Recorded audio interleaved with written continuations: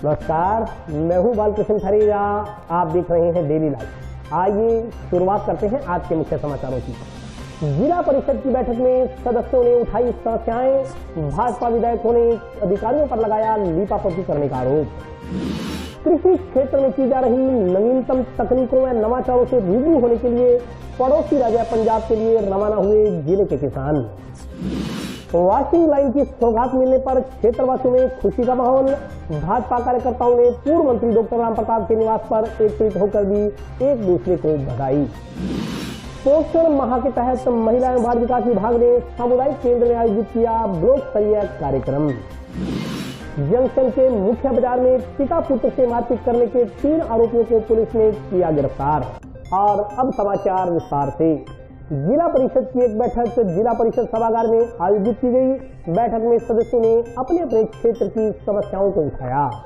जिला परिषद की एक बैठक जंक्शन स्थित जिला परिषद सभागार में आयोजित की गई। बैठक में सदस्यों ने अपने अपने क्षेत्र की विभिन्न समस्याओं को उठाया और उसके समाधान की मांग की। बैठक में पीलीबंगा विधायक धर्मेंद्र मोची ने आरोप लगाया कि जिला परिषद के अधिकारी समस्याओं के समाधान की जगह पर समस्याओं पर लीपापोती कर वक्त गुजारने में लगे हुए हैं। उन्होंने आरोप लगाया कि सदस्यों द्वारा अपने अपने क्षेत्र की समस्याएं रखी जाती हैं, अधिकारियों द्वारा उन्हें निस्तारित करने का आश्वासन दिया जाता है, मगर दूसरी मीटिंग में पहुंचने पर सदस्य पुरानी समस्या के लिए शिकायत करते नजर आते हैं। पीलीबंगा विधायक ने आरोप लगाया कि सरकार ग्रामीणों की समस्याओं के प्रति गंभीर नहीं है। उन्होंने कहा कि जब सरकार समस्याओं के प्रति गंभीर नहीं होगी तो अधिकारी लीपापोती करने का ही काम करेंगे। उन्होंने कहा कि बहुत से सदस्यों ने बैठक में लंपी स्किन बीमारी के बारे में मुद्दा उठाया। उन्होंने कहा कि हैरानी की बात है कि जिला परिषद के पास अभी तक मृत पशुओं को दफनाने के लिए स्थान तक उपलब्ध नहीं है। उन्होंने कहा कि जिस गौ माता के प्रति तमाम लोगों की श्रद्धा है, उस गौ माता की अकाल मौत होने पर उसे सम्मान पूर्वक दफनाने के लिए स्थान तक उपलब्ध नहीं है। उन्होंने कहा कि मृत पशुओं के शवों का सही ढंग से निस्तारण नहीं किया गया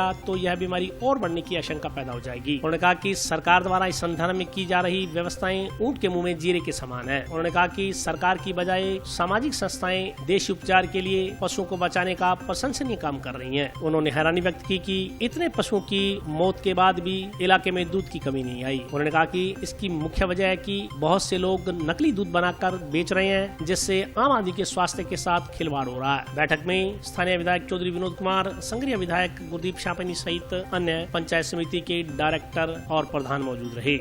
आज जिला परिषद की स्थानीय सभा की बैठक हुई थी। उसमें जन समस्या को लेकर के चर्चा हुई और चर्चा में काफी विषय आए। पर जिस प्रकार से जो सदस्य मानव पंचायत समिति सदस्य थे, जिला परिषद सदस्य थे, जिला परिषद सदस्यों ने प्रधानों ने बात उठाई, उससे यह लगता है कि इस सरकार के अंदर किसी प्रकार की समस्या पर संज्ञान नहीं रह जाता।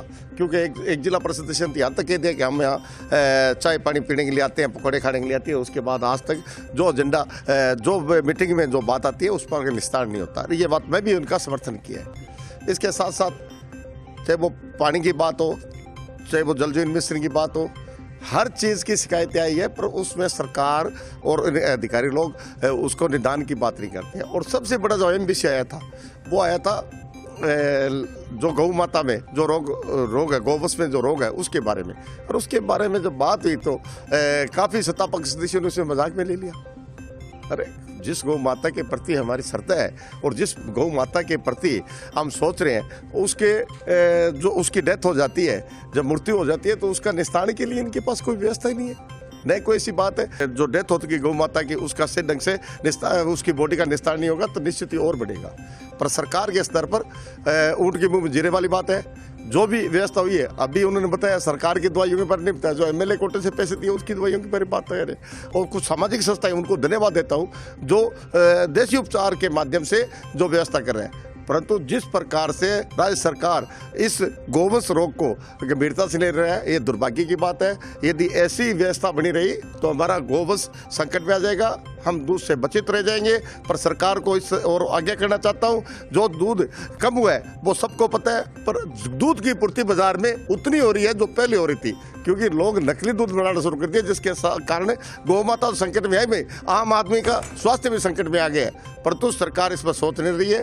और काफ़ी लोग तो उसका जैसे कि ये बीजेपी वाले, हम कोई ये नहीं है कोई हम जानबूझ के हर चीज़ का विरोध करते हैं, पर जो हमें सच्ची बात लगे, अच्छी बात लगे और जनता के हित की बात है, उसको उठाने में इनके पेट में तकलीफ होती है, इनके पेट में तकलीफ होती है। अब लाइट की बात करें, तो ऐसे साहब ने सारी बात ये उन्होंने ये भी समझा दिया कि सरकार जो एलडी कट की बात है उसके बारे में बताया, ट्रांसफार्मर उपलब्ध कराने की बात कराया, और भविष्य के अंदर लाइट की क्या व्यवस्था रहेगी उसके बारे में एसपी साहब ने बताया। हमने समझा, पर तो जब बात आई सरकार के पक्ष की तब इन्होंने फिर कहा कि ये तो आप ऐसे कर रहे हो। तो यार सरकार का काम है, लाइट कहीं से आती है, कहाँ से किसके माध्यम से आप पहुँचती है। यदि पीछे से लाइट नहीं आएगी, जहाँ उत्पादन और वहाँ से लाइट नहीं आएगी तो हमारा जिला अंधेरे में रहेगा। ये ऐसे साहब ने अभी चेता दिया है, पर तो सरकार इसमें जाग नहीं रही है।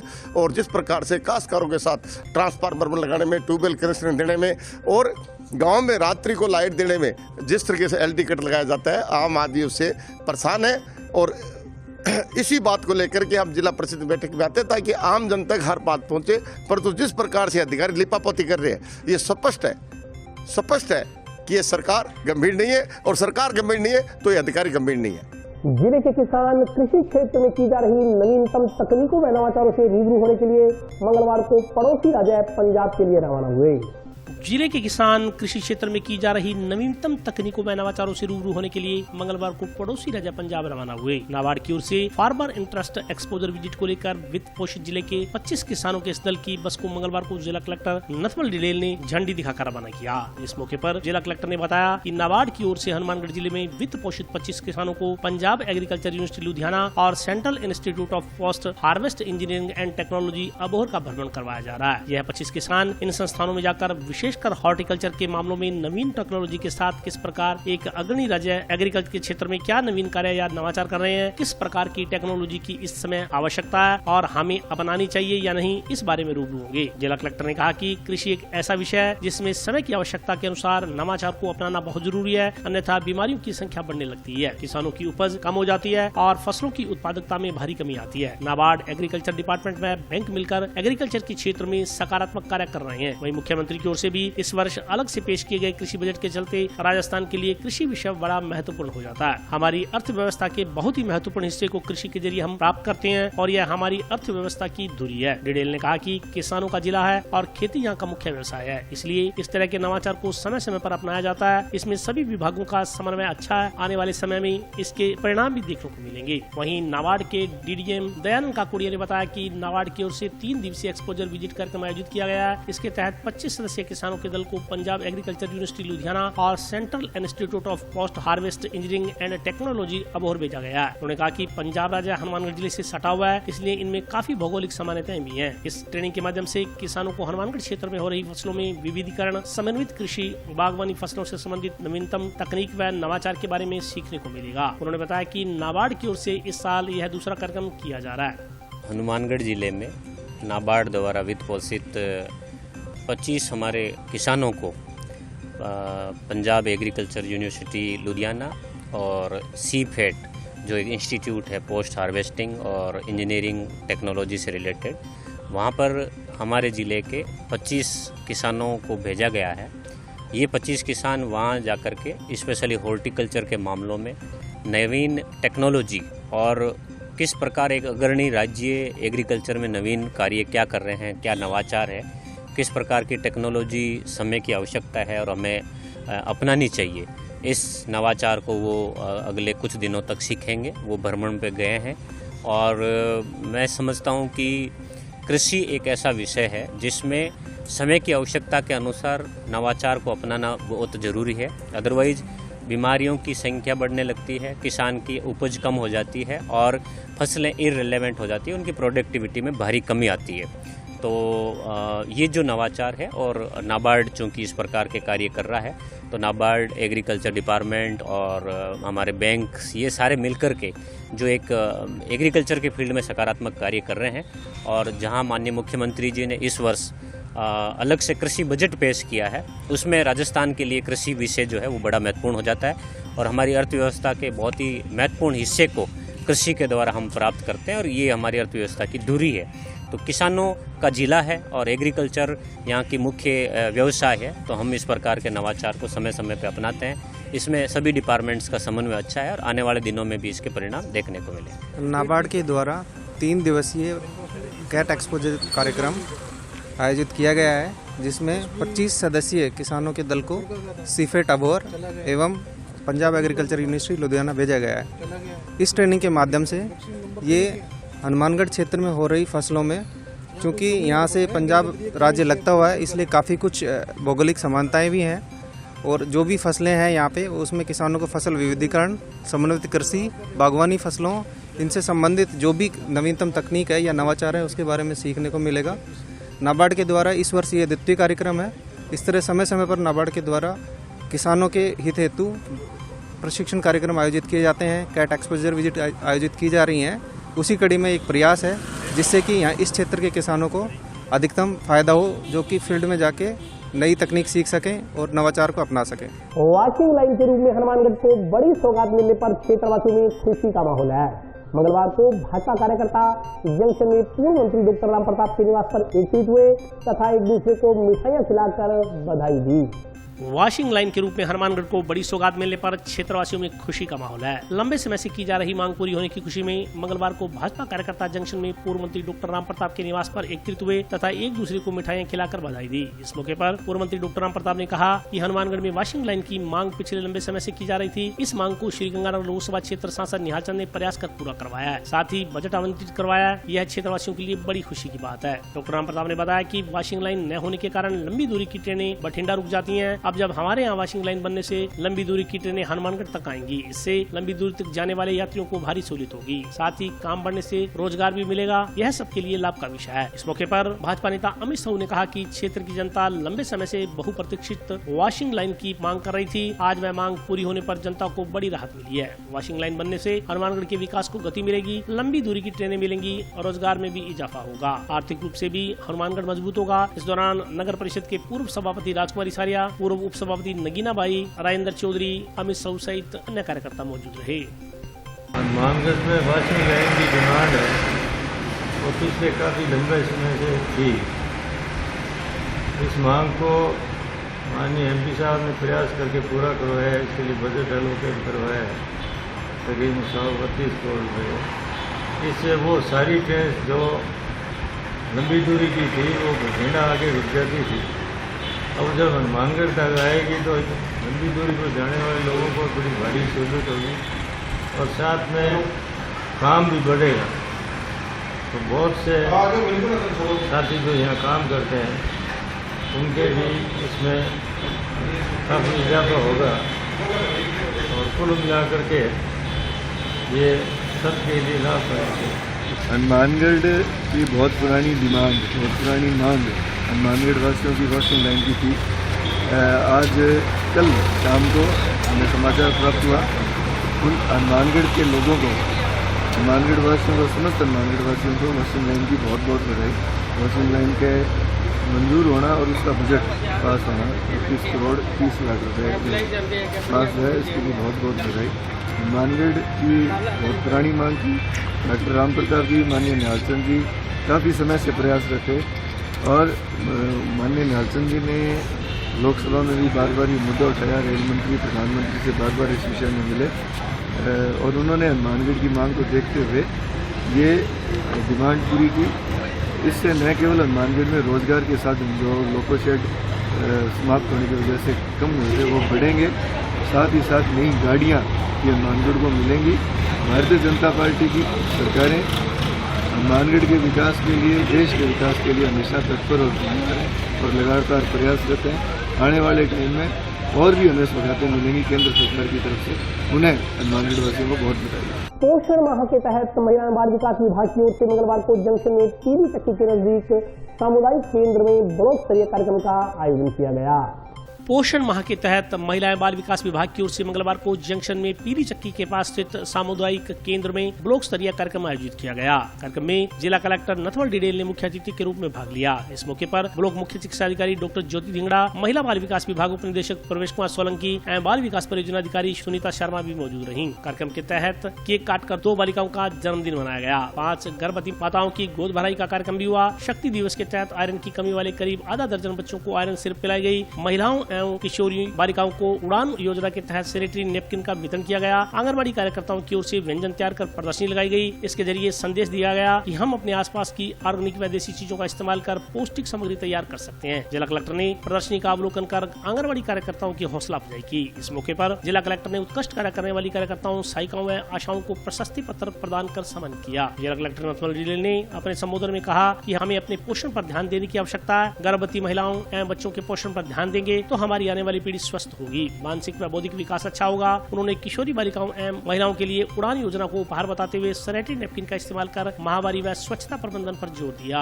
आंगनबाड़ी कार्यकर्ताओं ने बताया कि सरकार की ओर से सितंबर माह को हर साल पोषण माह के रूप में मनाया जाता है। इस वर्ष पंचम पोषण माह मनाया जा रहा है। इसमें लोगों को फास्ट फूड कल्चर से दूर रखकर पोषक तत्वों से युक्त भोजन के लिए ग्राम लेवल तक जागरूक किया जा रहा है। इस मौके पर कमलजीत कौर, रजनी, मधु महाजन, पुष्पा गुलजारा, जगदीश कौर, टीना, अनुराधा बिश्नोई, किरण शर्मा, सुशील, निशांत सोनी, मदन लाल, शिव कुमार, मदन सुखीजा सहित अन्य लोग मौजूद रहे।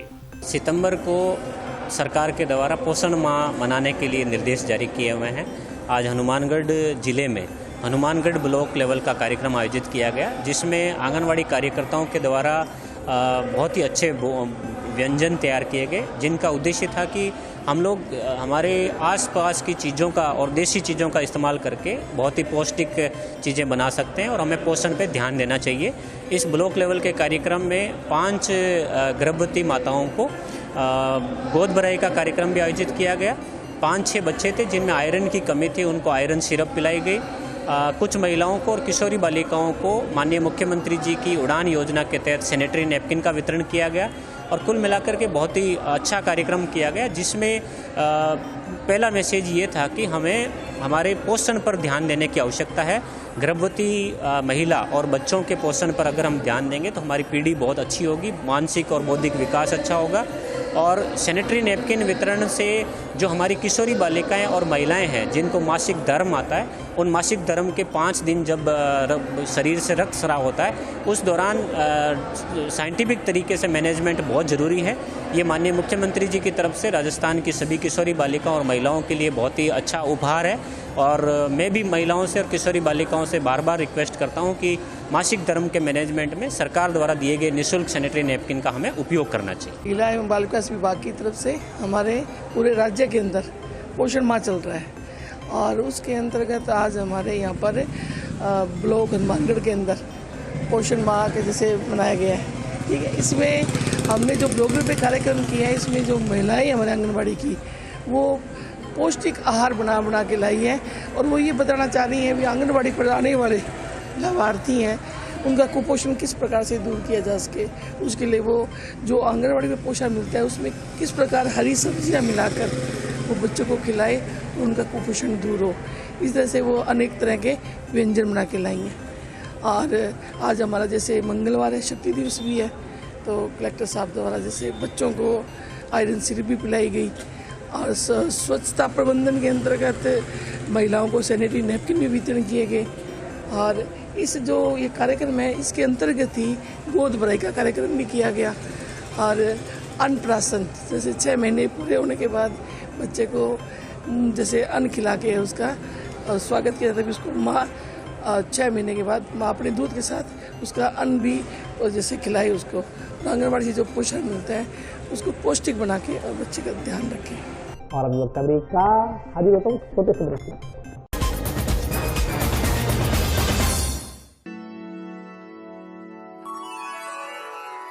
यूं तो कई बार मुझे हंसते देखा है, पर ये हंसी कुछ और है। ये गहना मुझ पर जचता है, पर ये महज एक गहना नहीं, ये रूपरेखा है मेरे मन की, हंसती खिलखिलाती लहरों की, जो आतुर थी अब तक मुझ पर सजने को। इसलिए ये गहना ही मेरा सच्चा श्रृंगार है, श्रृंगार है, श्रृंगार है।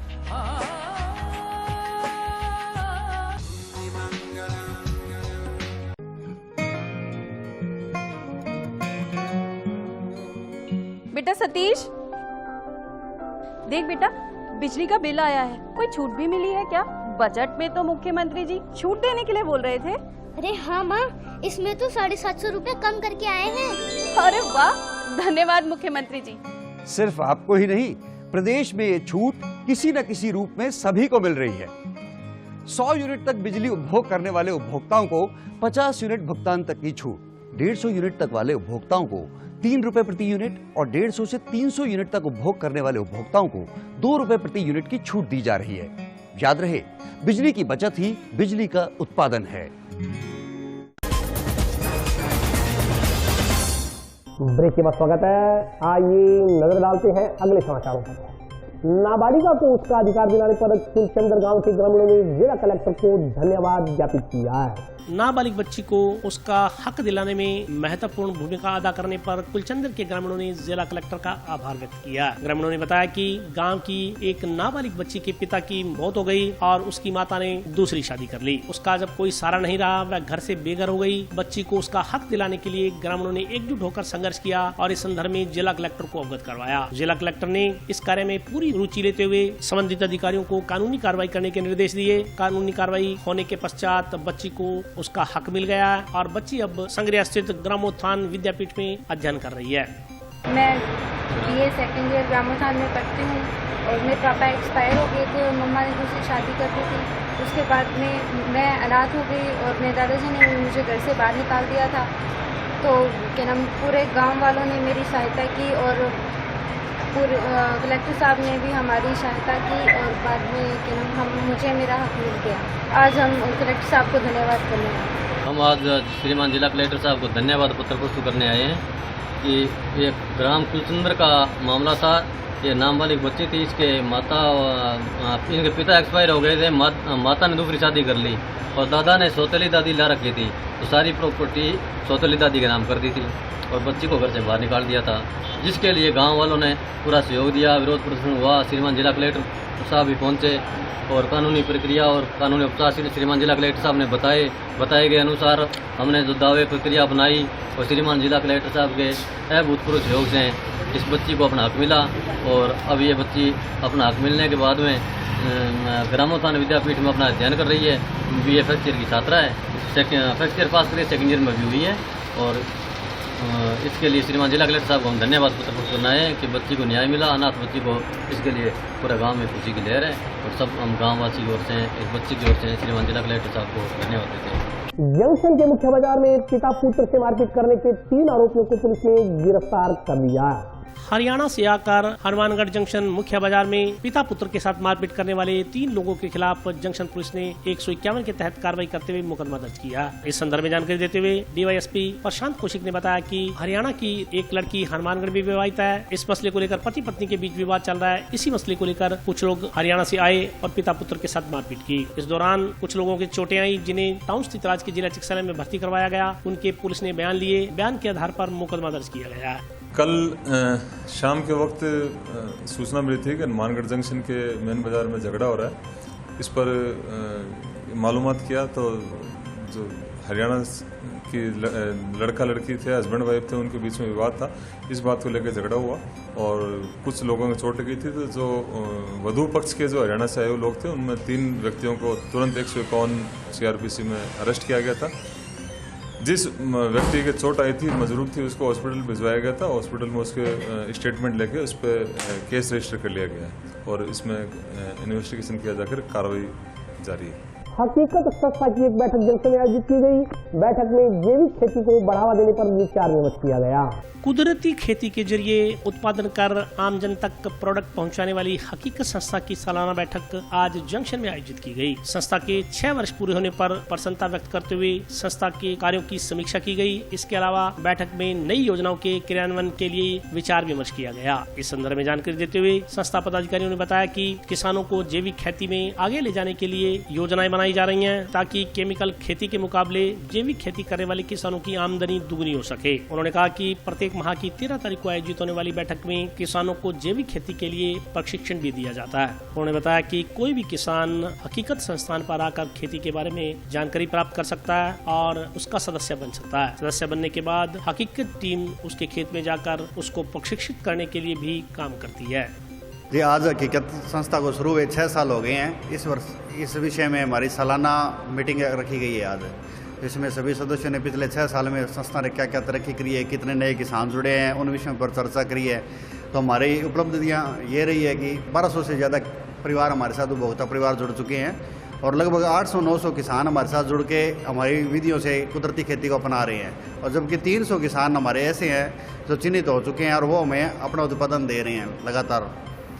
और उसके साथ साथ हमारे जैसे संस्था ने अभी 4-5 क्षेत्रों में हम प्रोसेसिंग हमारी खुद की करके पैकेजिंग कर रही हैं। और नई मीटिंग में हमने ये तय किया है कि एक तो संस्था खुद की अपनी आगे जगह लेने का विचार कर रही है प्रोसेसिंग यूनिट्स के लिए, और कुछ नए क्षेत्रों में हम उतरेंगे अपनी प्रोसेसिंग, जैसे बिस्कुट वगैरह मैन्युफैक्चरिंग हो रही है, आटा हम खुद बना रहे हैं, तेल हमारा खुद प्रोडक्ट कर रहे हैं, मसाले वगैरह के लिए भी हम तैयार कर रहे हैं, दालों वगैरह के लिए मशीनें लग चुकी हैं। तो उस चीज़ के क्षेत्र में हम आगे बढ़ने के लिए सोच रहे हैं। और साथ ही हम अपना ये सोच रहे हैं कि संस्था हर तहसील वाइज, जैसे पहले ट्रेनिंग सेशन आयोजित करते थे लेकिन कोविड की वजह से सब बंद हो चुका है, उसको अब दोबारा स्टार्ट करने के लिए हम प्रयासरत हैं। आज हमारी हकीकत संस्थान की सालाना मीटिंग थी।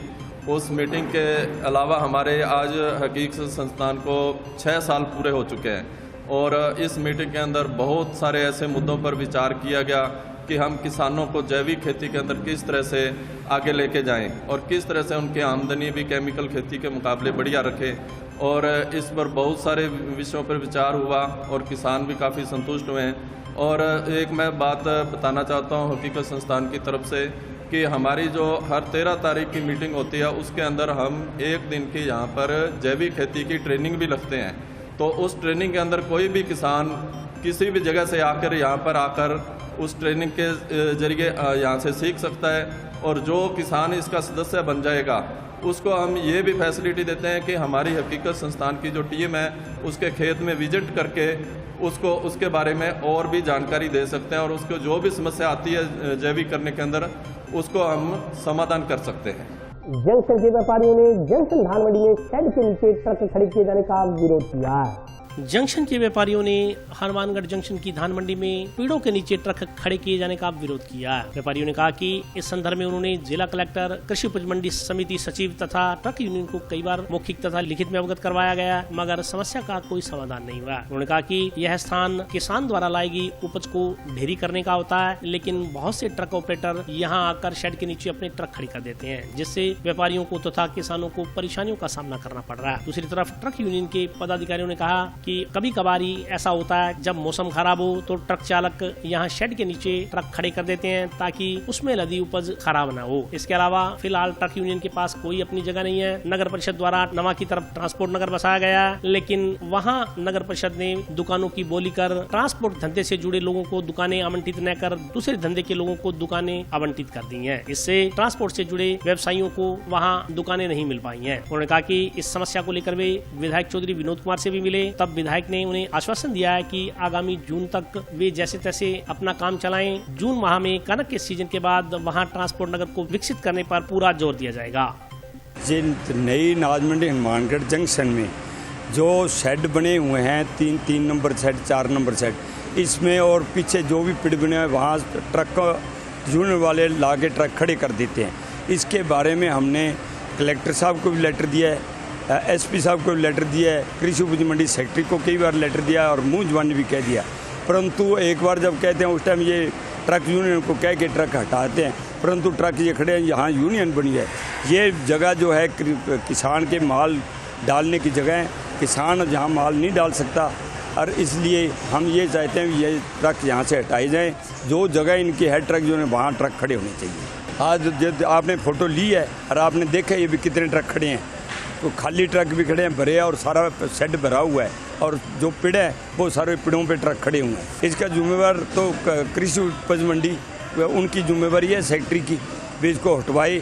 यदि नहीं मानते तो कलेक्टर को, एसपी को लिखो। यदि हमने तो संस्था की तरफ से इसके लिए प्रयास कर लिए, परंतु कोई उसका असर नहीं आया। नहीं, किस बात का विरोध करे व्यापारी? मेरा कहने का मतलब ये है भाई, अभी जो अंडरपास का जो काम चल रहा है, अभी अंडरपास मंजूर हुआ है, उसका काम शायद साल लगे, 6 महीने लगे, 2 महीने लगे, 4 महीने लगे। इस वजह से हमारी गाड़ियां ज़्यादा अब मंडी में आ रही है। फाजिलका से जो कणक आ रही है, जो अपने ये डिपुओं की कणक होती है, जो यहाँ गवर्नमेंट की खरीद नहीं हुई है वो कणक सारी अभी फाजिलका से आ रही है और फाजिलका भी गाड़ियाँ आके यहाँ खड़ी होती है, मतलब ये मंडी में ही, क्योंकि सामने जो रोड है बेवर हाउस के सामने, बेवर हाउस में गाड़ियाँ खाली होती है, उसके सामने जो रोड है उस पर गाड़ियाँ खड़ी करते हैं तो वहाँ दिक्कत हो जाती है, कोई एक्सीडेंट का खतरा रहता है और मतलब इतनी भीड़ वहाँ नहीं कर सकते, इसलिए ये मंडी के पास और कोई जगह नहीं है ना यहाँ खड़ी करने की। मंडी में खाली जगह वहाँ खड़ती है, शेड के नीचे हम कोई गाड़ियाँ नहीं खड़ी करते हैं, शेड के नीचे भरी हुई गाड़ी कोई बरसात आ जाए या और आ जाए तब गाड़ियाँ खड़ी होती है, बाकी खाली गाड़ियाँ हमारी मतलब ये रोड से परली तरफ दूसरी तरफ ही खड़ी हो रही है। ऐसी कोई व्यवस्था हम खराब करने के लिए नहीं है।